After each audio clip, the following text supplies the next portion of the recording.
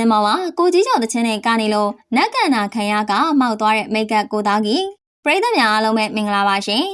လက်တလောလူမှုကွန်ရက်စာမျက်နှာတွေထက်မှအတော်လေးကိုဟိုးလေးတကြောကြောဖြစ်သွားခဲ့တဲ့နာမည်ကြီးမိတ်ကပ်ပညာရှင်ကိုသားကြီးရဲ့စင်မောင်မှာမှောက်ထိုးလဲကြတဲ့သတင်းပဲဖြစ်ပါတယ်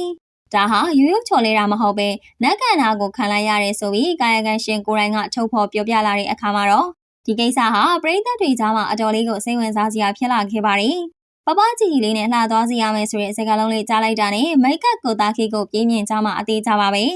မြန်မာနိုင်ငံရဲ့အလားပအရာလောကမှာကိုသားခီရဲ့မိတ်ကပ်လင်းချေမှုအနုပညာဟာတော်တော်လေးကိုနေရာတနေရာရယူထားနိုင်တာပါနိုင်ငံကျော်ထိပ်တန်းမင်းသမီးတွေအနုပညာရှင်တွေသာမကပဲကြီးကြီးတဲ့ချမ်းသာတဲ့တတိသမီးတွေနဲ့နာမည်ကြီးအလူရှင်အမကြီးတွေကအစားကိုသားခီရဲ့ပပကြီးကြီးမိတ်ကပ်ကိုအထူးတလဲနှစ်သက်သဘောကျကြပါတယ်ဒါပေမဲ့ကိုသားကြီးဟာတာမန်လူတွေကိုပဲလှပအောင်ပြင်ဆင်ပေးတာမဟုတ်ပါဘူး။သူဟာနတ်တွေဝိညာဉ်ပိုင်းဆိုင်ရာပုံကိုယ်ရင်းနဲ့ပတ်သက်လာရင်လည်းနာမည်ကြီးတဲ့သူတစ်ယောက်ဖြစ်ပါတယ်။အထူးသဖြင့်ဗိုလ်တထောင်ကြိုက်တဲ့အဖျားတွေကအမားတော်မြနန်းတွေ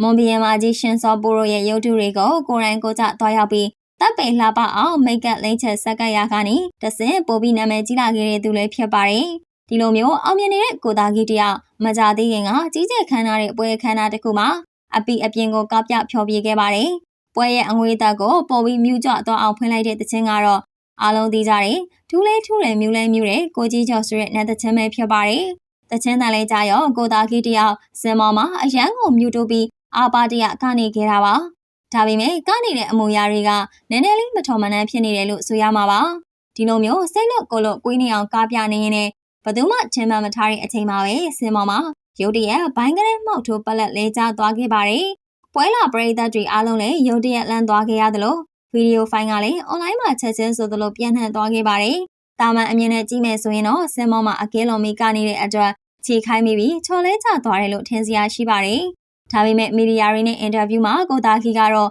အဲ့လိုမပြောခဲ့ပါဘူး။သူစင်မောမှာလဲကျသွားတာဟာရိုးရိုးချော်လဲတာလုံးဝမဟုတ်ပဲသူ့ရဲ့ရင်ဘတ်ကိုလူတစ်ယောက်က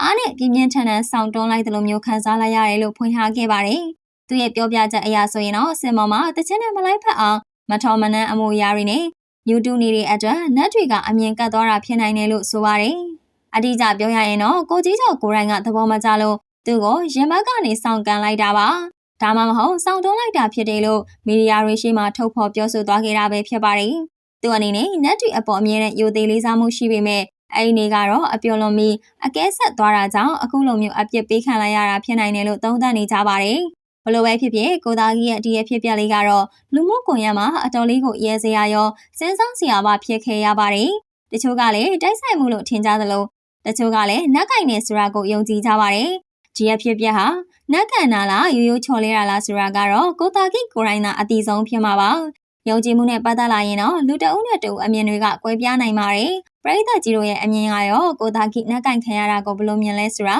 ကောမမအမြင်လေးတွေကိုပြောပြပေးခဲ့ကြပါအောင်ရှင်။